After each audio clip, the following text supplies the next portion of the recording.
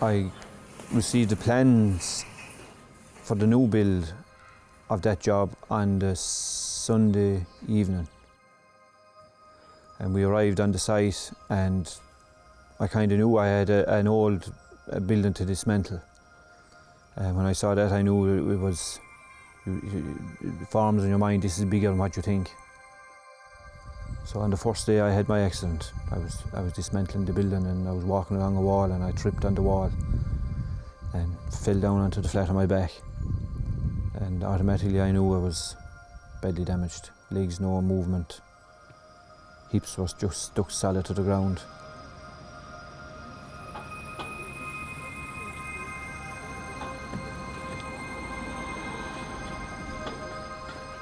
I was over 40 years plastering. I never even cut a finger. Always very lucky, very lucky. We were plastering a Gabriel house when the accident happened.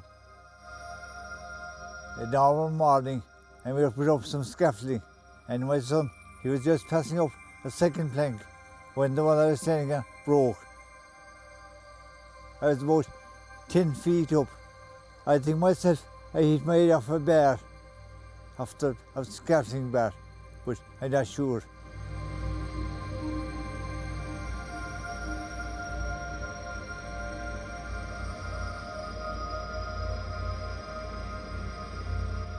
The day of the accident was a Sunday on the 8th of December 2013.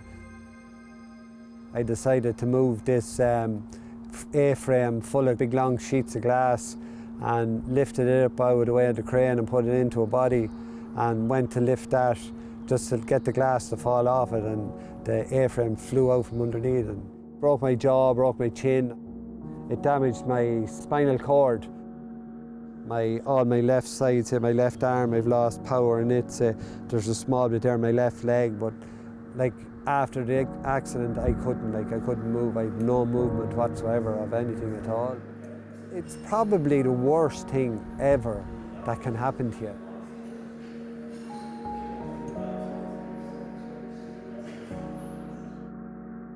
With any of those serious construction injuries we'd see, and for people who come here, I mean, we'd always say that the injuries happen to the whole family. It's like dropping a big stone into a lake and the ripples just go on and on. In terms of the children, children will have all sorts of reactions. It's a massive disruption to a family life to have, say, a parent in hospital and another parent up in Dublin maybe for a couple of months. Seeing family after the operation was very hard, and seeing my sons for the first time was very hard.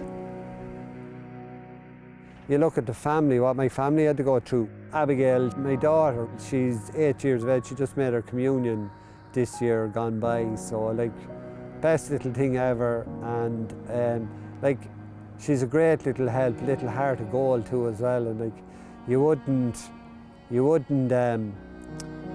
say give up either as well. Like, it was so hard lying there, say at times where I couldn't cuddle her, you know, stuff like that. Like, it was fierce hard for a long, long time,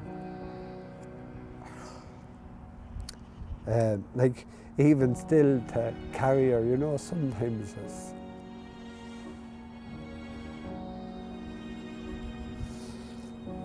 But like, I'm getting there, it's...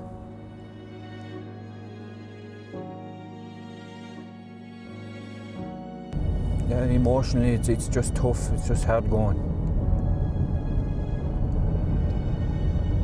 What emotions have you found the most difficult to deal with?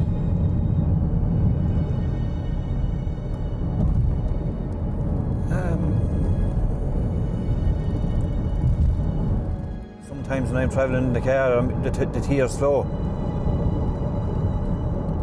Some days you're fine, more days you just can't stop crying, and giving up does enter my mind.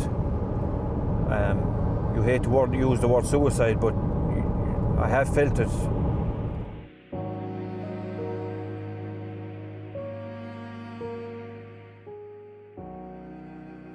Just take one look at the state of me now.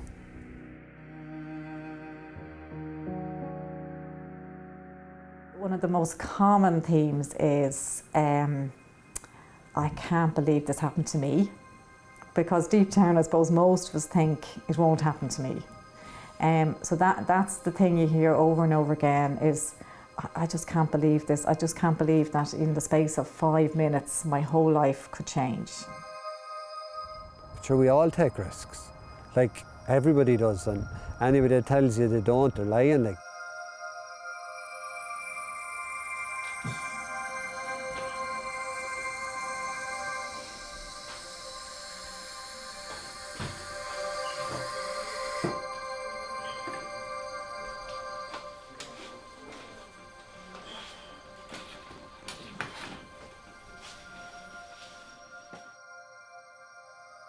Well, I'd say the biggest mistake I made was I wasn't wearing a helmet. And we had 3 helmets in the van. And we were rushing too much and never thought of the helmet. And if I had been wearing a helmet, it wouldn't have happened at all. I'd say the big lesson would be safety first. Safety first.